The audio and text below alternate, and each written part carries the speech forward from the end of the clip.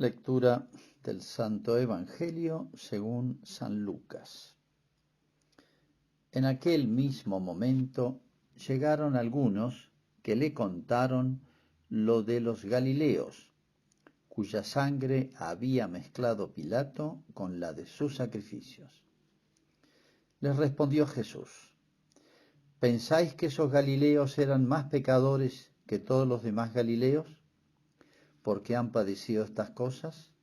No, os lo aseguro. Y si no os convertís, todos pereceréis del mismo modo. O aquellos 18 sobre los que se desplomó la torre de Siloé, matándolos, ¿pensáis que eran más culpables que los demás hombres que habitaban en Jerusalén? No, os lo aseguro. Y si no os convertís, todos pereceréis del mismo modo. Les dijo esta parábola. Un hombre tenía plantada una higuera en su viña y fue a buscar fruto en ella y no lo encontró. Dijo entonces al viñador: ya hace 3 años que vengo a buscar fruto en esta higuera y no lo encuentro. Córtala. ¿Para qué va a cansar la tierra? Pero él le respondió: Señor, déjala por este año todavía, y mientras tanto cavaré a su alrededor y le echaré abono, por si da fruto en adelante. Si no da, la cortas. Es palabra del Señor. Bien, estamos aquí en este evangelio que nos propone la Iglesia en la Cuaresma, con un punto muy importante, pero para entender el planteo que se le hace a Jesús y su respuesta, vamos a ambientar el episodio.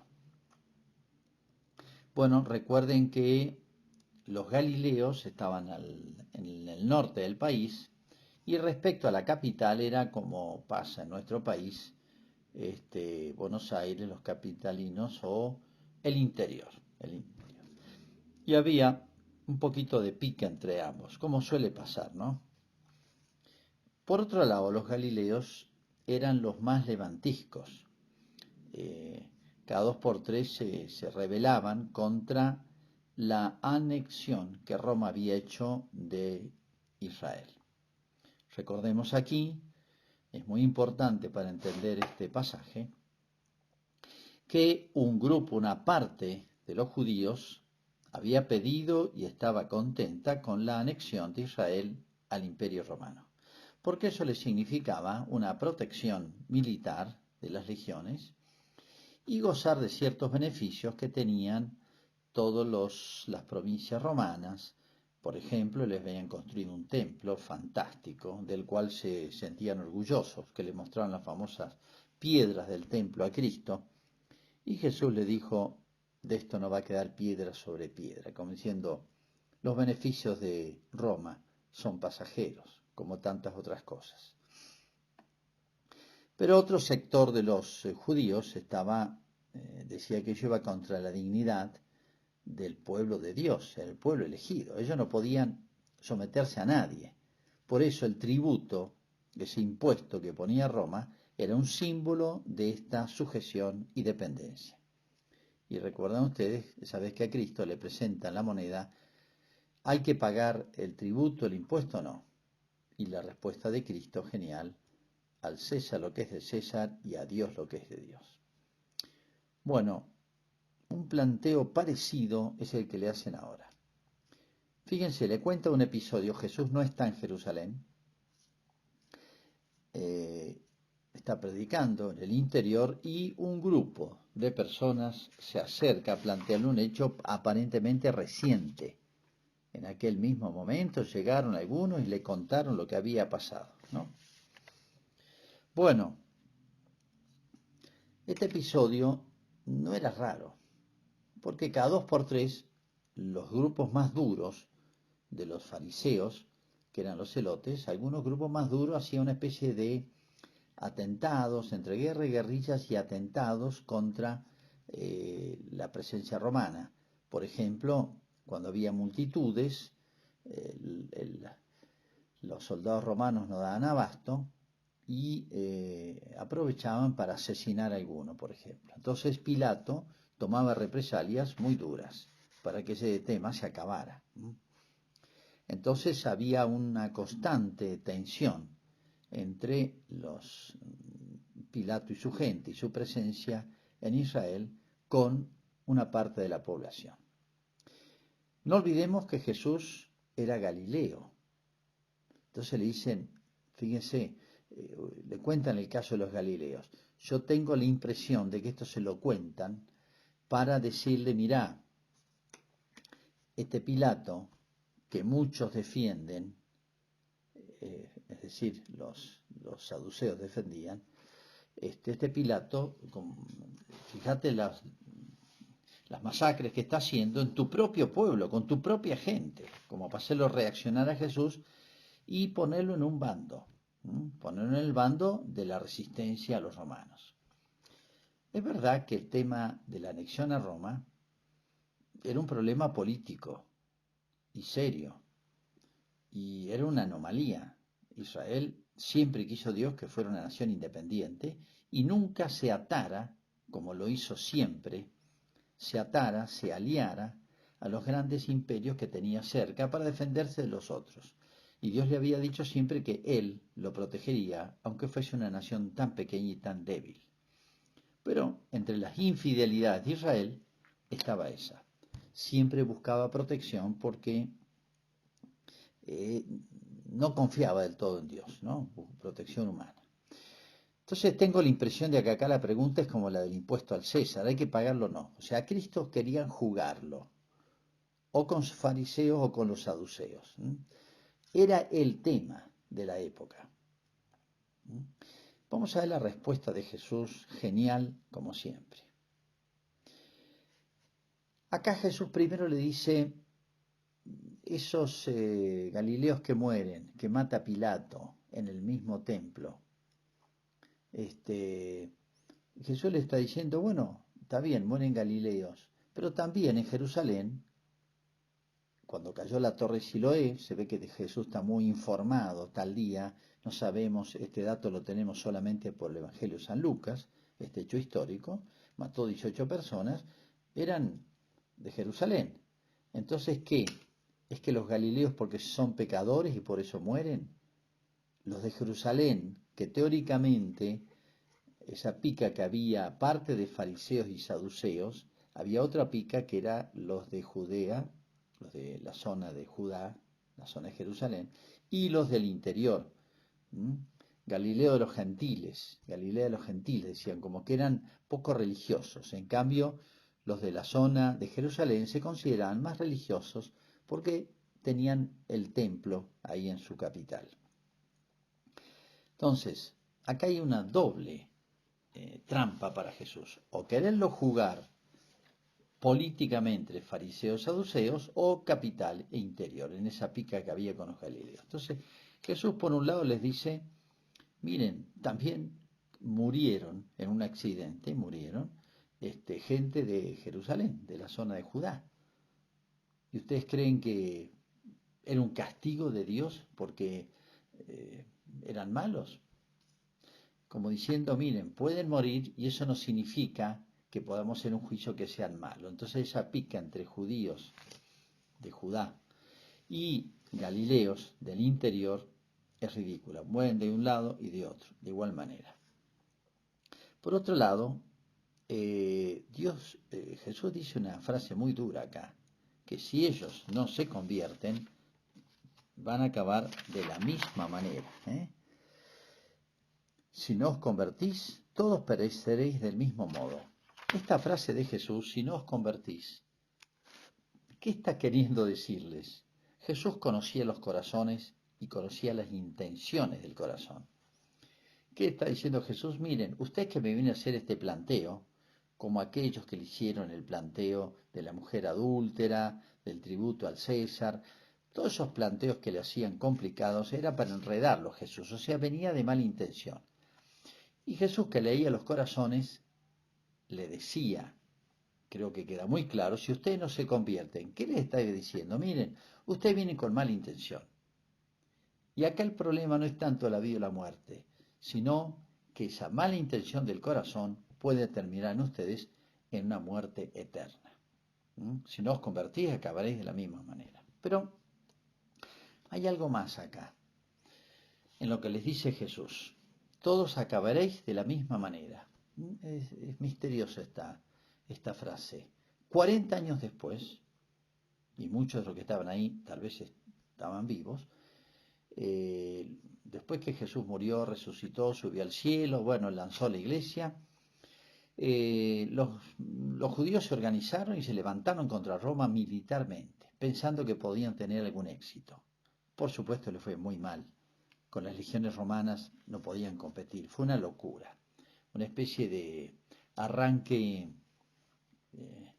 de enojo, de irascible, bueno, de algunos líderes, y arrastraron mucha gente y le fue muy mal. Entonces los romanos dijeron, pongamos punto final a este problema con Israel, que siempre se están levantando. Sitiaron Jerusalén, la tomaron, y fue un larguísimo y penosísimo sitio en el que murieron cientos de miles de judíos de hambre. Dice que hasta las mujeres comían a sus propios hijos de hambre. No alcanzaron las maderas de Jerusalén y alrededores para la gente que crucificaron. La represión fue durísima. Y Jesús se lo había anunciado. No quedará piedra sobre piedra, todo será arrasado. Bueno, lo había profetizado Jesús como pena por no haber recibido al Mesías. Digo que es importante porque acá Cristo les está anunciando algo que un judío conocía. Es decir, el diluvio, Sodoma y Gomorra, para poner dos casos muy concretos, pero hay muchos otros, para un judío eran temas conocidos y razones conocidas. ¿Por qué el diluvio?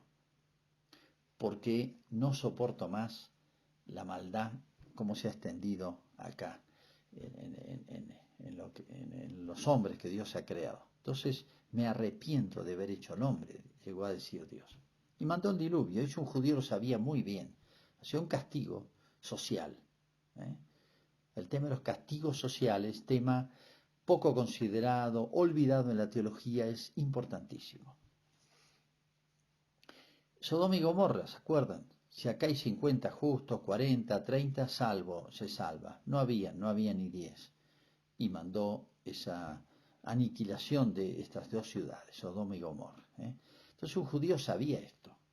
Y Cristo le anuncia que por su pecado Jerusalén y bueno, el pueblo de Israel sería durísimamente castigado por esa tremenda infidelidad, que no es simplemente el pecado de un grupito, de una élite, sino el pecado de muchos acá, porque están los que pecan con las malas ideas, están los que pecan ejecutando las malas ideas, y están los que, pudiendo frenar a los que piensan así, con una discusión, con buenas razones, o a los que ejecutan, son pasivos, no se meten. Los que toleran, los que dan un paso al costado, los que miran para otro lado, también son responsables, ¿no? De diversa manera hay muchas clases de responsabilidades en estas cosas. Bueno, por eso hay castigos sociales. San Agustín dice, pero en esos castigos sociales, una epidemia, una guerra, una catástrofe de la naturaleza, mueren o sufren también inocentes. Y dice, bueno, los malos pagan sus culpas y los buenos purifican sus faltas, e incluso, si son buenos, también sus padecimientos o incluso su muerte es valiosa y hasta beneficiosa para los otros. Y se llaman penas medicinales en teología, castigos o penas medicinales, porque hay dos clases de penas. Una pena medicinal, o sea, una medicina. La medicina se ordena a curarlo, a que se convierta. Y hay otra pena que es la pena eterna, que es el infierno. Esa no es medicinal, ya no hay remedio. Es pena puramente vindicativa, o sea, justa. Entonces Cristo les dice, miren, el problema de ustedes no es Pilatos. El problema de ustedes no es la pica con los galileos, que los consideraban los de Judá, los de Jerusalén, los consideraban como poco religiosos, muy contagiados de paganismo, dedicados a las cosas materiales, etc. El problema no es este. Esos son problemas menudos. de esta vida temporal. Hay problemas más serios. Si ustedes no se convierten, ahí está el problema principal, la conversión. Recuerdo acá una anécdota de la Madre Teresa muy linda. Una vez se le acerca un periodista.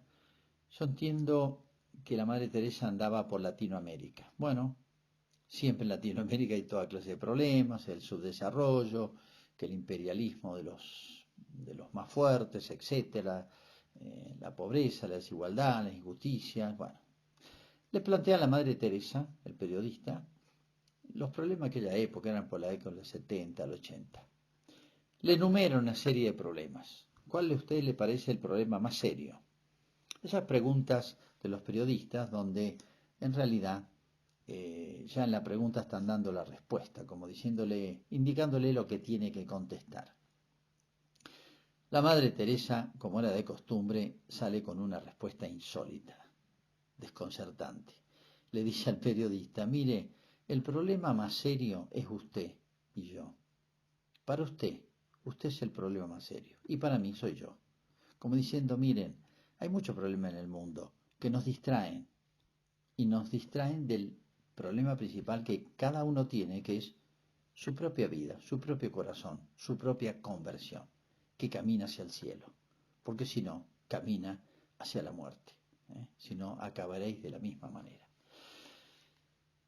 Entonces, Cristo está haciendo acá, y este es el tema central al que quería llegar y dejar como reflexión de este domingo, es esto.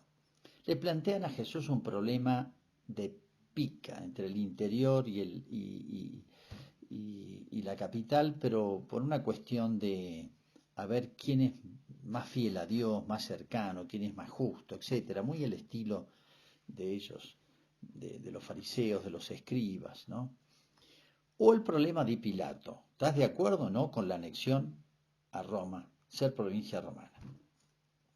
Jesús directamente no es que digas ese tema no tiene importancia, como dirá después la iglesia, sino ustedes han olvidado el problema central, que es el de Dios.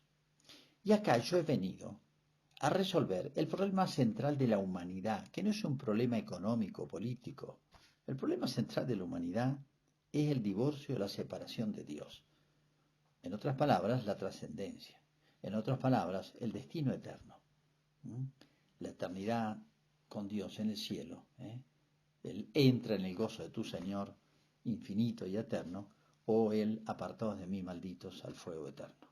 O sea, yo he venido para temas más grandes, como le dijo a Pilato, cuando él le preguntó, ¿tú eres rey? Jesús le dice, sí, pero mi reino no es de este mundo. Como diciéndole, mire, supera a todas las cosas de este mundo. Con eso no está diciendo los problemas sociales o políticos no existen, no tienen importancia, no tienen que ser resueltos por los cristianos.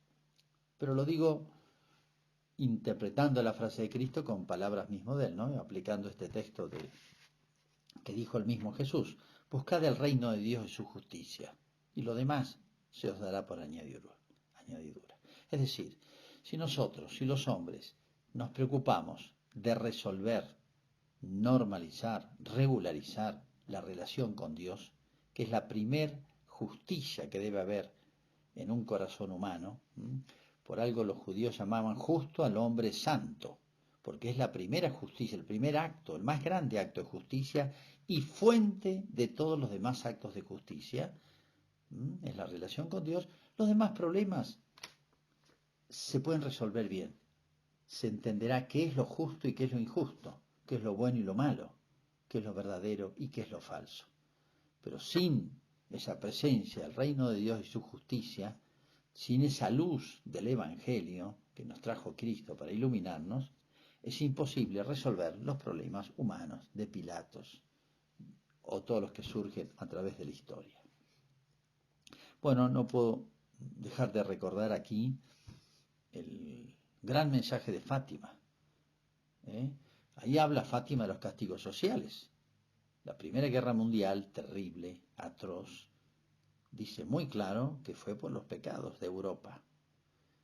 Y si no se convierte, vendrá una guerra peor. Es muy claro que es otro castigo social. Es tremenda una guerra, ¿no? Bueno, y no puedo olvidarme sobre todo la parte esa del tercera parte del secreto que dio a conocer Juan Pablo II en el 2000. El ángel que va a incendiar el globo terráqueo. O sea, ya no sería una guerra europea. Da la impresión o que es una catástrofe cósmica, lo que se amenaza, lo que amenaza el ángel con su espada de fuego, o una guerra atómica que abarcaría a todo el mundo, porque hoy una guerra nuclear no solamente comprometería a muchos países, sino que los efectos pueden afectar trascienden los países, los límites geográficos, ¿no? Ese ángel que está por incendiar el globo terráqueo, como diciendo el mundo merece un castigo tremendo, mucho más grande que las dos guerras mundiales. Pero también recuerdo perfectamente y agradezco ese gesto misericordioso de María, que está frenando al ángel por un tiempo, si lo para es por un tiempo. El ángel es la justicia de Dios, María es la misericordia de Dios, ambos vienen de Dios. No obstante, el ángel le grita al mundo, penitencia, penitencia, penitencia. Lo mismo que dijo Jesús. Fátima es el Evangelio actualizado para el siglo XX y XXI, para nuestros tiempos. Bueno, cómo nos absorben, enfrascan, distraen, preocupan y centran toda nuestra atención en los problemas económicos, políticos, sociales, que la inflación, que el dólar, que las campañas electorales, que los candidatos, etcétera. ¿Debe ser una preocupación del cristiano todo esto? Sí, ciertamente, ciertamente. Pero es una preocupación que debe resolverse, resolviendo antes lo que es fuente de nuestra justicia, de toda verdad y de todo bien sobre la tierra, que es la relación con Dios. Dejar a Dios ser Dios. Así que bueno, ese llamado del ángel, penitencia, penitencia, penitencia, tan elocuente en esta cuaresma, nos recuerda las últimas predicaciones de Jesús. Llama la atención que a medida que se acercaban los últimos días de Jesús y él sabía cuál era exactamente el último día, la predicación de Jesús se pone más dura, se pone más directa, es más escasa, pero fíjense, el lenguaje de Cristo ya es más duro, y duras son estas palabras del Evangelio de hoy. Y el final, esa parábola, esa mini parábola de la higuera que no da frutos, 3 años, son los 3 años de predicación de Jesús. Déjala un año más, cuarto año. Ese cuarto año, esa extensión, pienso que se refiere a la iglesia, a la continuación de la obra de Jesús por los apóstoles. Si no, córtala. Pero ese si no, córtala, fue lo que realmente pasó con el pueblo de Israel. Bueno, que esta cuaresma nos haga pensar estos grandes temas. Jesús vino a resolver el tema central que debe preocupar al hombre, que es el de su conversión, el de su relación con Dios. Y lo demás se nos dará por añadidura.